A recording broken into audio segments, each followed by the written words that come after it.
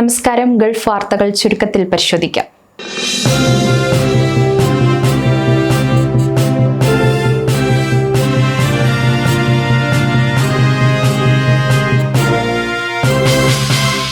Dubai ഭരണാധികാരിയായ Sheikh Mohammed bin Rashid Al Maktoum ഈ ആഴ്ചയിൽ എമിറേറ്റിന്റെ വിവിധ ഭാഗങ്ങളിൽ സന്ദർശിച്ച് ലോകത്തെ അത്ഭുതപ്പെടുത്തി. കഴിഞ്ഞ ദിവസം ദുബായ് മാളിലെ കഫേയിൽ നിന്ന് പുറത്തിറങ്ങുമ്പോൾ കുട്ടികളുമായി ചിത്രങ്ങൾ എടുക്കുകയും താമസക്കാരുമായി സൗഹൃദ സംഭാഷണങ്ങൾ നടത്തുകയും ചെയ്തു.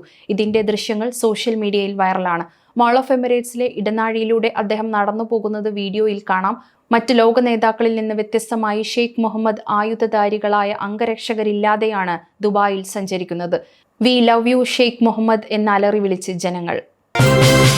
ദുബായിൽ നിന്നും ഷാർജയിലേക്കും തിരിച്ചും ദിവസേന യാത്ര ചെയ്യുന്നവർക്ക് ആശ്വാസമായി പുതിയ ബസ് സർവീസ് പ്രഖ്യാപിച്ചു. ദുബായ് റോഡ് ആൻഡ് ട്രാൻസ്പോർട്ട് അതോറിറ്റിയാണ് ഈ പുതിയ സർവീസ് ആരംഭിക്കുന്നത്. തിരക്കേറിയ ഈ റൂട്ടിൽ യാത്രാ ബുദ്ധിമുട്ടുകൾ അനുഭവിക്കുന്ന ആയിരക്കണക്കിന് യാത്രക്കാർക്ക് ഇത് വലിയൊരു ആശ്വാസമാകും. പുതിയ ബസ് സർവീസ് നിലവിൽ വരുന്നതോടെ ദുബായിൽ നിന്നും ഷാർജയിലേക്കും തിരിച്ചുമുള്ള യാത്രാസമയം ഗണ്യമായി കുറയ്ക്കാനും കൂടുതൽ സൗകര്യപ്രദമാക്കാനും സാധിക്കും. രണ്ട് എമിറേറ്റുകൾക്കുമിടയിൽ പതിവായി യാത്ര ചെയ്യുന്ന ജീവനക്കാർക്കും വിദ്യാർത്ഥികൾക്കും ഇത് ഏറെ പ്രയോജനകരമാണ്. കൂടാതെ യാത്രാ തിരക്ക് കുറയ്ക്കാനും പൊതുഗതാഗത സംവിധാനം കൂടുതൽ കാര്യക്ഷമമാക്കാനും ഈ പുതിയ ബസ് സർവീസ് സഹായിക്കുമെന്നാണ് പ്രതീക്ഷിക്കുന്നത്. ഈ പുതിയ സർവീസിന് ഈ 308 എന്ന പേരാണ് നൽകിയിട്ടുള്ളത്. ദുബായിലെ സ്റ്റേഡിയം ബസ് സ്റ്റേഷനെയും ഷാർജയിലെ അൽ ജുമൈൽ ബസ് സ്റ്റേഷനെയും ബന്ധിപ്പിച്ചാണ് ഈ സർവീസ് നടത്തുക. ദുബായ് നഗരത്തിലെ പൊതുഗതാഗത സംവിധാനം ദിനം പ്രതി 2.18 ദശലക്ഷത്തിലധികം ആളുകളെയാണ് കൊണ്ടുപോകുന്നത്. 2025 ആദ്യ പകുതിയിൽ 395.3 ദശലക്ഷം യാത്രക്കാർ പൊതുഗതാഗത സംവിധാനം ഉപയോഗിച്ചെന്ന് റോഡ് ട്രാൻസ്പോർട്ട് അതോറിറ്റി അറിയിച്ചു. ദുബായ് മെട്രോ, ട്രാം, ബസ്സുകൾ, മറൈൻ ട്രാൻസ്പോർട്ട്, ടാക്സികൾ, ആപ്പ് അധിഷ്ഠിതമാക്കി മൊബിലിറ്റി സേവനങ്ങൾ എന്നിവ ഉൾപ്പെടുത്തി ഈ പൊതുഗതാഗത സംവിധാനം 2024 ഇതേ കാലയളവിനെ അപേക്ഷിച്ച് 9% വളർച്ചയാണ് രേഖപ്പെടുത്തിയിരിക്കുന്നത്. പൊതുഗതാഗത സംവിധാനത്തിലുള്ള ജനങ്ങളുടെ വിശ്വാസം വർദ്ധിച്ചതാണ് ഇതിന് കാരണമെന്ന് RTA ഡയറക്ടർ ജനറൽ അഭിപ്രായപ്പെട്ടു. റിയൽ എസ്റ്റേറ്റ് മേഖലയിൽ നിക്ഷേപം നടത്താൻ ആഗ്രഹിക്കുന്നവർക്ക് UAE വാഗ്ദാനം ചെയ്ത 10 വർഷത്തെ ഗോൾഡൻ വിസ സ്വന്തമാക്കുന്നതിനുള്ള 8 പ്രധാന ഘടകങ്ങൾ വിശദീകരിച്ചു. Federal Authority for Identity, Citizenship, Customs and Port സെക്യൂരിറ്റിയുടെ ഔദ്യോഗിക വെബ്സൈറ്റ് വഴിയാണ് വ്യക്തമാക്കിയത്. ഗോൾഡൻ വിസയ്ക്ക് അർഹത നേടാൻ റിയൽ എസ്റ്റേറ്റ് നിക്ഷേപകർക്ക് UAEയിൽ കുറഞ്ഞത് 2 ദശലക്ഷം ദിർഹം മൂല്യമുള്ള വസ്തുവോ ഒന്നിലധികം വസ്തുക്കളോ ഉണ്ടായിരിക്കണം. പ്രാദേശിക സ്പോൺസറുടെ ആവശ്യമില്ലാതെ ദീർഘകാല താമസം ഈ വിസ വാഗ്ദാനം ചെയ്യുന്നു. കൂടാതെ യോഗ്യതയുള്ളവർ ICP വെബ്സൈറ്റ് വഴിയോ അംഗീകൃത കേന്ദ്രങ്ങൾ വഴിയോ ഓൺലൈനായി അപേക്ഷ നൽകാൻ ശ്രമിക്കണമെന്നും അറിയിച്ചു. ആവശ്യമായ വിവരങ്ങൾ കൃത്യമായി നൽകണമെന്നും വ്യക്തമാക്കിയിട്ടുണ്ട്. ചികിത്സാ പിഴവ് വരുത്തിയ ഡോക്ടറും ആശുപത്രിയും 75,000 ദിർഹം നഷ്ടപരിഹാരം നൽകാൻ അബുദാബിയിലെ ഫാമിലി സിവിൽ അഡ്മിനിസ്ട്രേറ്റീവ് ക്ലെയിംസ് കോടതി വിധിച്ചു. ഒരു സ്ത്രീ നൽകിയ മെഡിക്കൽ നെഗ്ലിജൻസ് കേസിനാണ് കോടതിയുടെ ഈ വിധി. കേസിൽ മതിയായ പരിശോധനകൾ നടക്കാതിരുന്നതും CT സ്കാൻ എടുക്കാതിരുന്നതും ശരിയായ ആന്റിബയോട്ടിക് നൽകാതിരുന്നതും ചെയ്തതാണ് ഡോക്ടർ ഗുരുതര വീഴ്ച വരുത്തിയെന്ന് കോടതി കണ്ടെത്തി.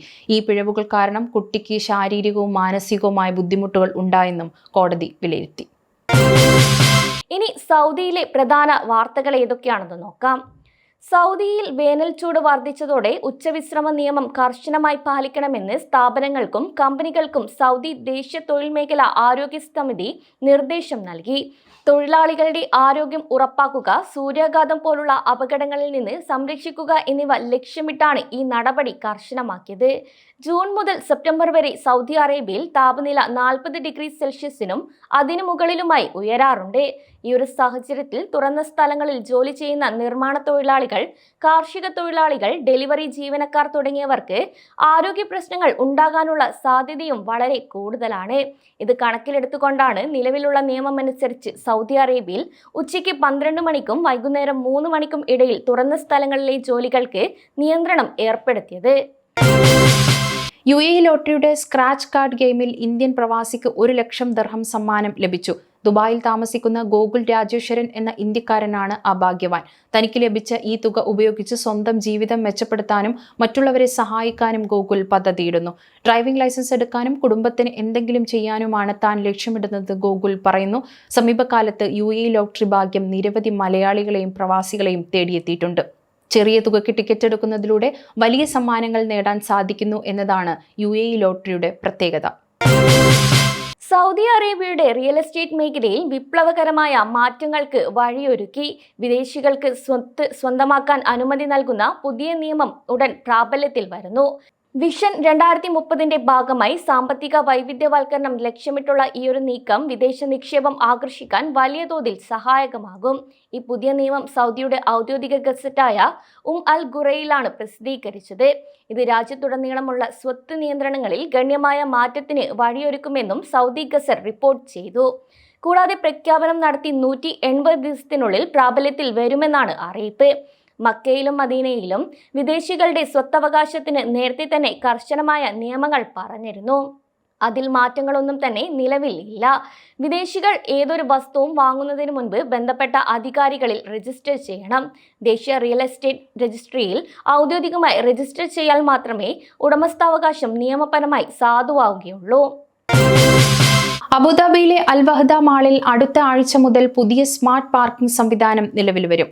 അത്യാധുനിക ആർട്ടിഫിഷ്യൽ ഇന്റലിജൻസ് സാങ്കേതികവിദ്യ ഉപയോഗിച്ചായിരിക്കും പാർക്കിംഗ് ഇനി ഇവിടെ നടക്കുക.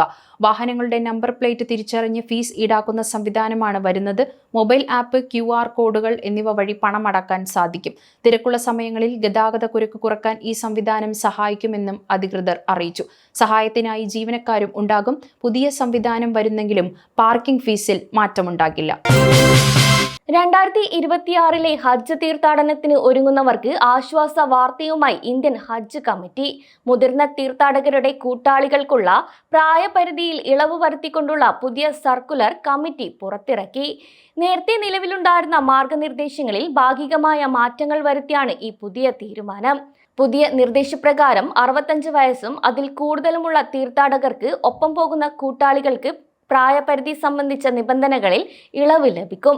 ഇത് ഹജ്ജ് യാത്രയ്ക്ക് പോകുന്ന പ്രായമായവർക്ക് വലിയ സഹായമാവുകയും ചെയ്യുന്നു. കൂടാതെ 60നും 65നും ഇടയിൽ പ്രായമുള്ളവർക്ക് ചില പ്രത്യേക വ്യവസ്ഥകളിൽ മുതിർന്ന തീർത്ഥാടകരോടൊപ്പം ഹജ്ജിന് പോകാനും അനുവാദമുണ്ട്. ഈ ഇളവ് പ്രായം കാരണം ഹജ്ജ് യാത്ര മുടങ്ങിപ്പോകുമോ എന്ന് ആശങ്കപ്പെട്ടിരിക്കുന്ന പലർക്കും പുതിയ അവസരങ്ങൾ തുറന്നു നൽകുകയാണ്. സഹായം ആവശ്യമുള്ള പ്രായമായ അപേക്ഷകരുടെ എണ്ണം വർദ്ധിച്ചു വരുന്ന സാഹചര്യത്തിലാണ് ഈ ഒരു തീരുമാനം. ഇതോടെ ഗൾഫ് സമയം ബുള്ളറ്റിൻ അവസാനിക്കുന്നു. നമസ്കാരം. സമയം മലയാളം വാർത്തകൾ ഇനി ടൈംസ് ഓഫ് ഇന്ത്യ സൂപ്പർ ആപ്പിലും. ഇതിനായി പ്ലേ സ്റ്റോറിൽ നിന്നോ ആപ്പ് സ്റ്റോറിൽ നിന്നോ times of India app install ചെയ്യൂ. മലയാളം ഭാഷ തിരഞ്ഞെടുക്കൂ. വാർത്തകൾ ആസ്വദിക്കാം. എല്ലാം ഇനി സമയത്തിൽ.